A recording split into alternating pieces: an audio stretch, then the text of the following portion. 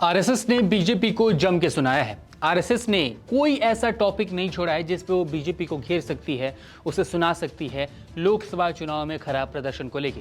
वो चाहे अजीत पवार को पार्टी में शामिल करना हो, महाराष्ट्र में राजनीतिक तोड़फोड़ हो, इसके अलावा कार्यकर्ताओं का काम करना हो, बड़े नेताओं का काम करना हो और आरएसएस से इस चुनाव में मदद ना लेना हो, हर चीज पे आरएसएस ने बोला है। कहाँ बोला है?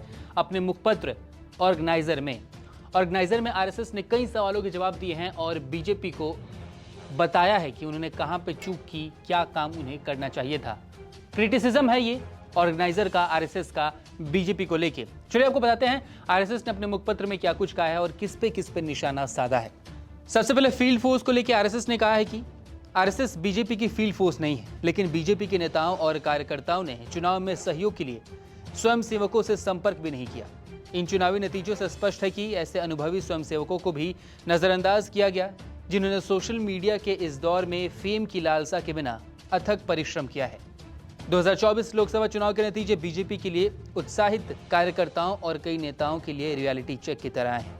इन्हें एहसास भी नहीं था कि पीएम मोदी का 400 पार का नारा उनके लक्ष्य और विपक्ष के लिए चुनौती थी। चुनावी मैदान में मेहनत से लक्ष्यों को हासिल किया जाता है, ना कि सोशल मीडिया पर पोस्टर या सेल्फी शेयर करके। इसी वजह से ये अपनी ही दुनिया में मग्न थे। पीएम मोदी की लोकप्रियता के दम पे खुशी मना रहे थे। ऐसे में इन्हें आमजन की आवाज नहीं सुनी।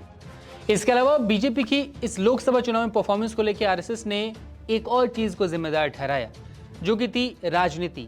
ऐसी राजनीति जिसकी कोई जरूरत नहीं थी। आरएसएस ने बोला कि बीजेपी ने ऐसी भी राजनीति की जिसकी कोई जरूरत नहीं थी और उसका ट्रेडमार्क महाराष्ट्र था। उन्होंने लिखा है कि महाराष्ट्र अनावश्यक राजनीति का एक प्रमुख उदाहरण है। अजीत पवार की अगुवाई में एनसीपी का धड़ा बीजेपी में शामिल हुआ, जबकि बीजेपी और शिवसेना के पास बहुमत था, जबकि शरद पवार का 2 से 3 सालों में प्रभाव खत्म होता जाता, क्योंकि एनसीपी अंदरूनी कलह में जूझ रही थी।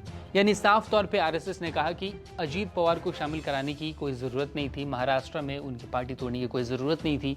उसके बाद भी इन्होंने शामिल कराया, अननेसेसरी चीज़ें की, जिसकी वजह से बीजेपी उलझी रही और वो चुनाव हारी या फिर अच्छा परफॉर्मेंस नहीं किया।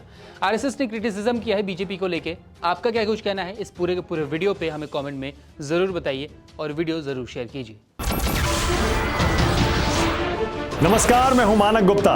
अगर आपको हमारा ये वीडियो पसंद आया हो तो इसे लाइक और शेयर जरूर करें और हाँ, हमें सब्सक्राइब और फॉलो करना ना भूलें, ताकि आप देश और दुनिया की कोई खबर मिस ना करें। तो जुड़े रहिए हमारे साथ और देखते रहिए न्यूज़ 24।